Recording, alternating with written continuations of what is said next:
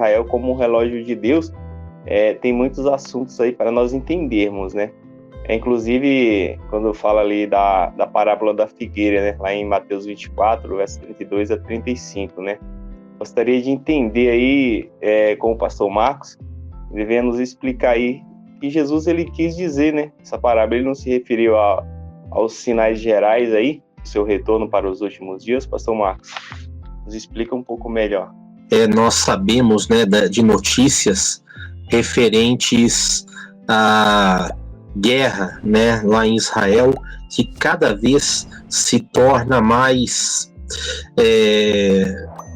intensa e vai se ampliando, né? Agora nós temos aí os choques, né, entre o Hezbollah e Israel, inclusive por Israel se antecipar a um possível ataque aí do Hezbollah, que é um grupo de extremista islâmico lá no Líbano, e agora o Hezbollah, então, ele promete uma rápida resposta. Outro também que está prometendo uma resposta significativa é o Irã, e em todo o mundo se teme, né, se teme a radicalização do conflito naquela região. Né? Claro, nós sabemos que ali é um verdadeiro barril de pólvora prestes a explodir, mas ainda assim isso não justifica, por exemplo, porque há um temor e uma tensão tão grande do mundo naquela região, até maior do que, por exemplo, na guerra entre a Ucrânia e a Rússia, que economicamente chega a nos afetar mais do que os conflitos em Israel. Né? Por que, então, esses conflitos em Israel, eles trazem tanto interesse? Né? Segundo a palavra de Deus, né, muitas das profecias bíblicas falam sobre os eventos que acontecem no fim dos tempos com o povo eleito, com Israel. Não com a igreja, mas com Israel. Né, o pastor Misael citou aí coisas que vão acontecer, né? Aqui nos comentários, a irmã Renata, ela fala assim: através dos descendentes de Abraão, temos a promessa de Deus de sermos abençoados, mais especificamente através de um descendente, que é o Senhor Jesus. Mas não apenas isto, né? Nós temos várias profecias que vão nos mostrar como, né, o que acontece com Israel é importante para a igreja. A própria Renata aqui vai e nos comenta, né, falando sobre Romanos 11, 25 e 26, que fala assim: assim todo Israel será salvo. Sim, queridos, lá em Romanos 11, Paulo fala assim, o que é, né, se a queda deles se tornou em salvação para os gentios, o que significará, né, a restauração deles, senão, olha só, a ressurreição dos mortos? Então, queridos, o que é a ressurreição dos mortos? É o que vai acontecer com a igreja na primeira vinda de Cristo. E ali, segundo o apóstolo Paulo, este evento está intimamente relacionado com Israel e com a restauração de Israel. Por isso que Israel é tão importante, né, para nós estudarmos. Mas essa parábola, né, da qual você nos citou, cooperador Williams, ela vai dizer assim, lá em Mateus 24, 32: aprendam a parábola da figueira. Quando já os seus ramos se renovam e as folhas brotam, vocês sabem que o verão está próximo. Assim também vocês, quando virem todas estas coisas, saibam que está próximo às portas. Em verdade vos digo que não passará esta geração sem que tudo isto aconteça. Passará o céu e a terra, porém as minhas palavras não passarão.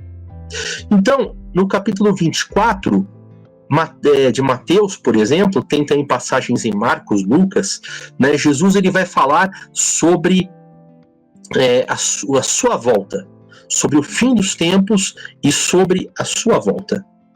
E ele nos faz aqui uma comparação, né? Quando já os seus ramos se renovam e as folhas brotam, vocês sabem que o verão está próximo. Então ele fala para que aqueles que estavam ouvindo ele olhassem, né, para não só a figueira, mas as árvores do campo, porque naquela época em Israel era bem certo, né? Quando as folhas ficavam verdes, quando os frutos, né, começavam, né, a brotar, né, também eles já sabiam que o verão estava chegando, que estavam perdidos primavera e o verão estava chegando. Assim também Jesus fala para que eles prestem atenção nos sinais que ele coloca, porque quando esses sinais começassem a acontecer, as coisas estariam próximas. E ele ainda completa: não passará esta geração sem que tudo isso aconteça. Ok, mas aqui ele fala várias coisas, né? Inclusive a vinda do Filho do Homem e o fim do mundo. Porém, a geração que escutava Jesus já morreu. C.S. Lewis, quando cita essa passagem, ele a chama de a mais constrangedora das passagens bíblicas. C.S. Lewis, autor das Crônicas de Nárnia. Por quê? Porque aquela geração passou e Jesus não voltou. E agora, como entender essas palavras? Então é isso que nós precisamos. Rapidamente, eu quero aqui explicar para você. Jesus, ele, no capítulo 24 de Mateus, ele está saindo do templo e os discípulos então começam a mostrar a magnificência do lugar, com as suas pedras de 600 toneladas, com o maior pavimento construído em todo o mundo, né, com a sua irresistível colunata, com os vários ambientes, né, o pátio dos gentios, né, o pátio mais interno reservado para os judeus, e então realmente era uma maravilha o templo. Jesus, porém, adverte eles: o que vocês estão vendo, né, em verdade eu lhes digo que não ficará aqui pedra sobre pedra que não seja derrubada. Então os discípulos tomam um susto, né? Por quê, queridos? Porque Jesus está falando da destruição do maior símbolo da religião em Israel, do maior símbolo da religião, né? A partir da qual surgiria aí o cristianismo. Então, veja, não era pouca coisa, né? E eles rapidamente fazem aí uma ligação com outra passagem bíblica que se encontra lá em Zacarias capítulo 14. Ele fala assim: eis que vem o dia do Senhor, em que o seu despojo será repartido dentro de você, ó Jerusalém. Porque eu ajuntarei todas as nações para a batalha contra Jerusalém. Passagem aqui, né, que nos fala a respeito do que disse o pastor Misael há pouco. A cidade será tomada, as casas serão saqueadas, as mulheres violentadas, metade será levada para o cativeiro, mas o restante do povo não será expulso da cidade. Então o Senhor sairá e lutará contra essas nações, como ele costumava lutar no dia da batalha. Naquele dia os seus pés estarão sobre o Monte das Oliveiras, que está em frente de Jerusalém para o leste. O monte será fendido pelo meio, de leste a oeste, formando um grande vale. Metade do monte se afastará para o norte, a outra metade para o sul. Vocês fugirão pelo meu vale entre os montes, porque esse vale chegará até Azal. Sim, vocês fugirão como fugiram no terremoto, nos dias de Uzias, rei de Judá. Então virá o Senhor, meu Deus, e todos os santos virão com ele. Então, quer dizer, os discípulos sabiam que esta passagem prenunciava o fim do mundo. Jesus fala que não ficará pedra sobre pedra no símbolo maior da religião, então é evidente que ele se referia a isso tudo. Então eles fazem para ele um tempo depois, lá no próprio Monte das Oliveiras, onde diz que o Messias estaria com os seus pés, né? Duas perguntas, uma primeira e a segunda dividida em duas partes. Diga-nos, quando essas coisas vão acontecer? Que coisas? A destruição do templo e de Jerusalém. Então, quando ele fala essas coisas, né, é a destruição do templo e Jerusalém. A expressão grega que ele usa é tautá. Essas coisas. Então, isso é uma pergunta. A segunda pergunta: que sinal haverá da sua vinda e do fim dos tempos? Então, a segunda pergunta Ela é dividida em duas, queridos. Mas veja, os discípulos aqui fazem uma mistura, porque eles relacionam a destruição de Jerusalém que Jesus está profetizando com a volta de Jesus e o fim dos tempos. E, na verdade, eles não sabiam que se tratava de dois acontecimentos diferentes, né? Jesus, ele começa a responder, né? Tenha cuidado que ninguém os engane. E fala que virão muitos em meu nome, dizendo eu sou o Cristo, enganarão a muitos, ouvirão falar de guerras e rumores de guerras, fiquem atentos, não se assustem. Veja, queridos, ele aqui fala vários sinais, né? Nação se levantará contra nação, reino contra reino, haverá fomes e terremotos em vários lugares, certo? Só que aqui ele faz uma ressalva. Estes são o princípio das dores. As dores iam apenas começar naquele momento. É como uma gravidez, é um processo. A mulher, geralmente, ela tem contrações que são consideradas falsas contrações no meio da gravidez. É apenas no final que elas vão ter as contrações verdadeiras para que o bebê possa sair. Então, só que as falsas contrações enganam e a princípio são doloridas, só que não se comparam às contrações finais. Aqui Jesus, quando conta essa história, ele fala de acontecimentos que vão ser cíclicos, que eles vão sendo ampliados, né, alguns deles, e vão chegar até o fim dos tempos. Isso explica por que Jesus fala várias vezes e repetidas vezes. Por exemplo, ele vai falar sobre esses primeiros sinais, a queda de Jerusalém, a queda que acontece no ano 70 depois de Cristo, ou seja, já passou, e esses sinais se repetindo, prenunciando a volta dele. Por quê? Porque ele procura explicar e responder a todas as perguntas numa tacada só. Mas, né, ele separa esses eventos. Para o que ele fala, estas coisas, a destruição de Jerusalém do templo, ele fala sobre o princípio das dores. E a volta dele já é o final, já é o resultado final disso tudo, né? E para nós é um pouco difícil entender o que ele estava falando, mas para aqueles que ouviram Jesus, foram realmente essas primeiras profecias bastante chocantes, porque você veja bem, quando ele fala assim, haverá guerras e rumores de guerras, no momento em que ele está falando, Roma impunha a célebre Pax Romana, que era uma paz forçada e que ela começou antes de Cristo e ela foi até o 2º século depois de Cristo. Então, eles tinham um tipo de paz no Império que naquele momento era impossível imaginar o que viria em apenas 40 anos, porque haveriam rumores de guerras e guerras, principalmente de levantes judaicos, por conta dos grupos mais extremistas, dos zelotes, por exemplo, que estavam dispostos a guerrear com Roma, achando que poderiam vencer Roma.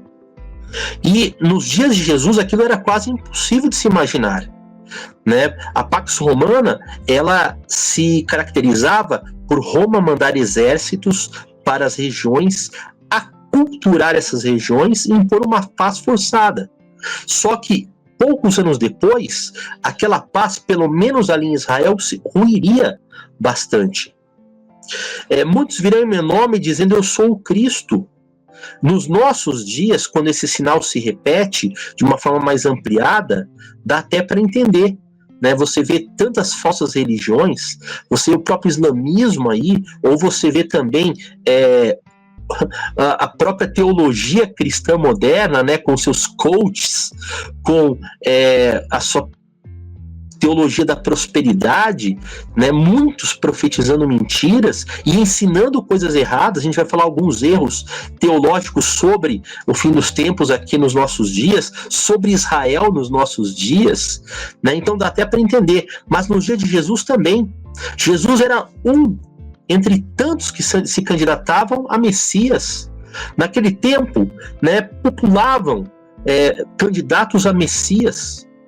A própria destruição final, né, e expulsão total dos judeus da terra prometida, de Canaã, ela foi realizada, né, por quê? Porque houve uma revolta no ano 130, né, da nossa era, comandada por um tal Simão Bar Corba, o Simão filho de Corba, e que muitos acreditavam ser o Messias, né? Adriano combateu, sufocou aquela revolta e, como imperador de Roma, ele massacrou os judeus que haviam sobrado ali na região e proibiu eles de chegarem a quilômetros de distância de Jerusalém. Aliás, nem Jerusalém existiria mais, seria uma outra cidade, a Ilha Capitolina. O templo onde ficava, levantou-se um outro templo pagão em honra a Júpiter Capitolino, né? Então havia muitos falsos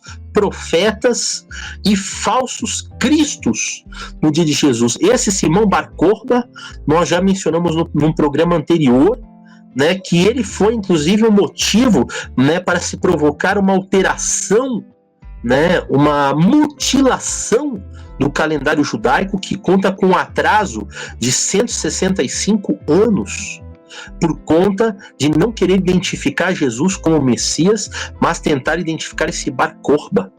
Então, queridos, as palavras de Jesus eram o princípio das dores, mas eles se cumprem.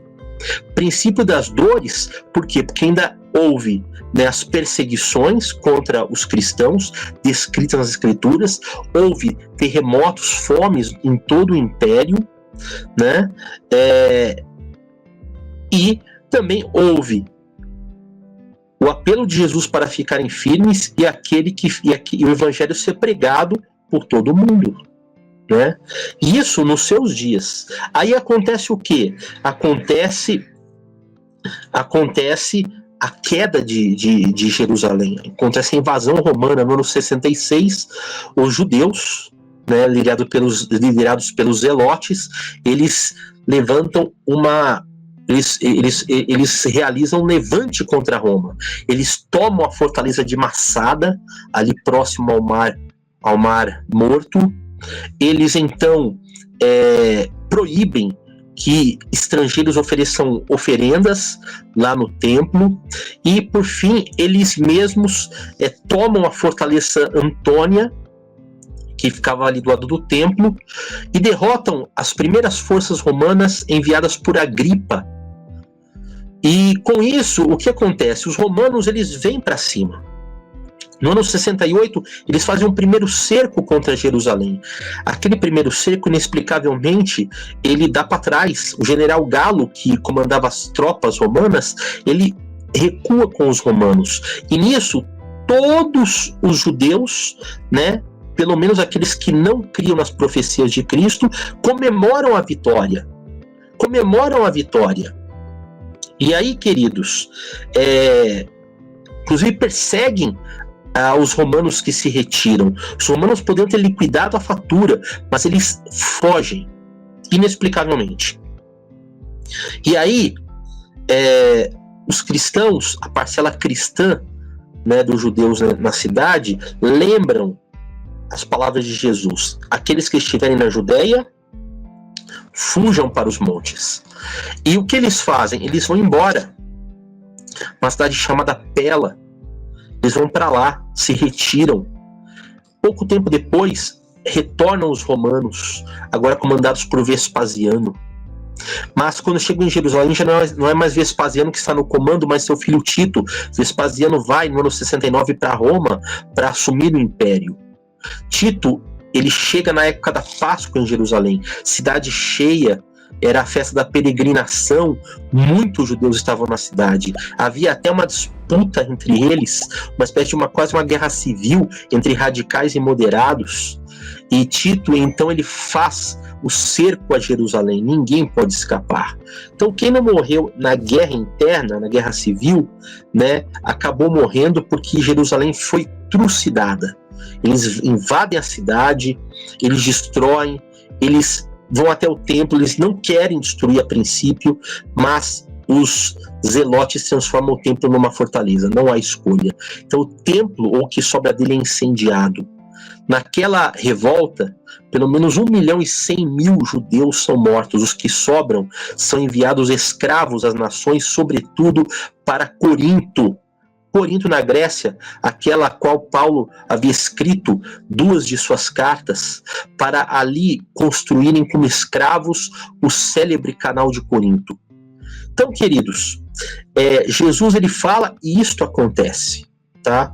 E Jesus, depois desse momento, né, que é um momento de aflição para os judeus, e uma aflição que começa ali, mas continua, né, até os nossos dias e passará pelos nossos dias até o final, né, essa aflição, como disse o pastor Misael, haverá uma nova tomada de Jerusalém, né, segundo as Escrituras, porque Zacarias não se cumpriu.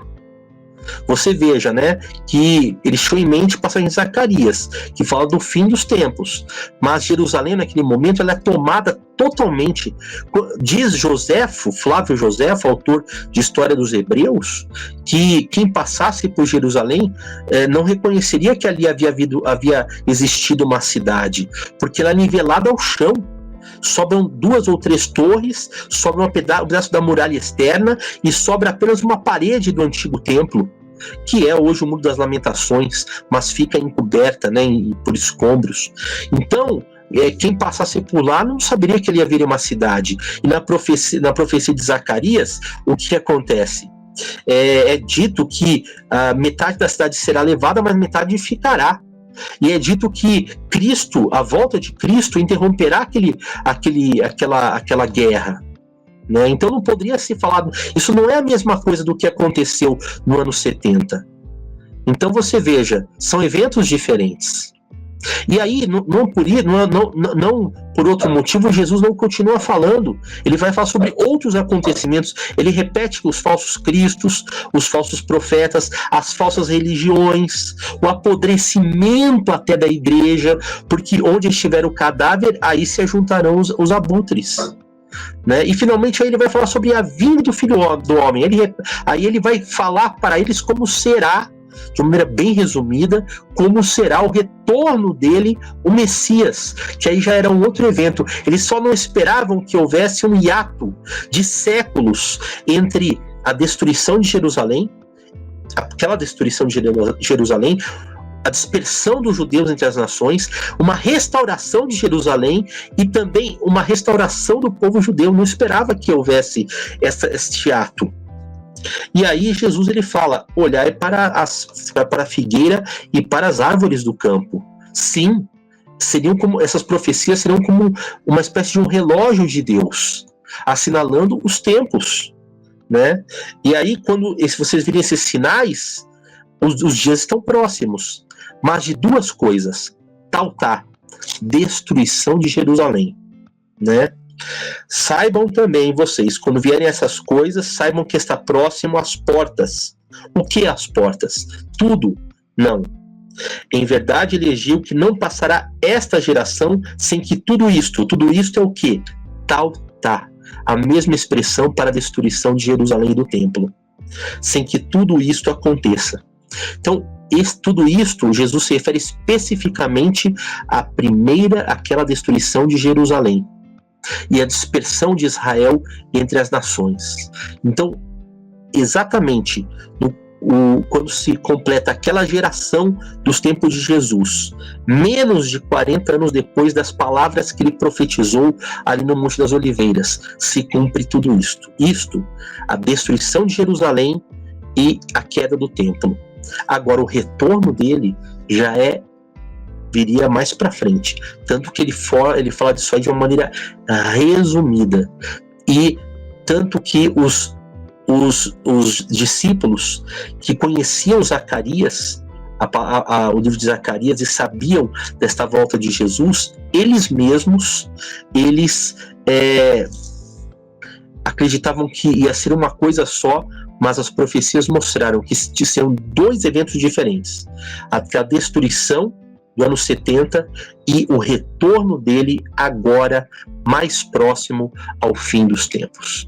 Então, queridos, só para a gente explicar, né, o que Jesus falou, e não, ele não falhou, se cumpriu plenamente, porque ele fala no capítulo 23 sobre geração, olha só, Jerusalém, Jerusalém, você mata os profetas e apedreja os que lhes são enviados. Quantas vezes eu quis reunir os seus filhos, como a galinha junta os seus pintinhos debaixo das asas, mas vocês não quiseram. Eis que a casa de vocês ficará deserta, pois eu lhes afirmo que desde agora não me verão mais até que venha dizer: bendito o que vem em nome do Senhor, né? Ele continua, ele fala até antes disso, né? Em verdade elegiu que todas essas coisas, né?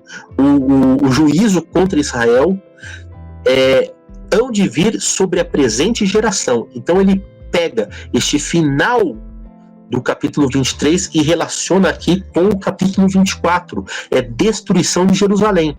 Agora, né, a respeito de Zacarias e do fim dos tempos, será um outro momento, né, explicado já a princípio pelo pastor Misael, que acontecerá e ainda está mais para o futuro.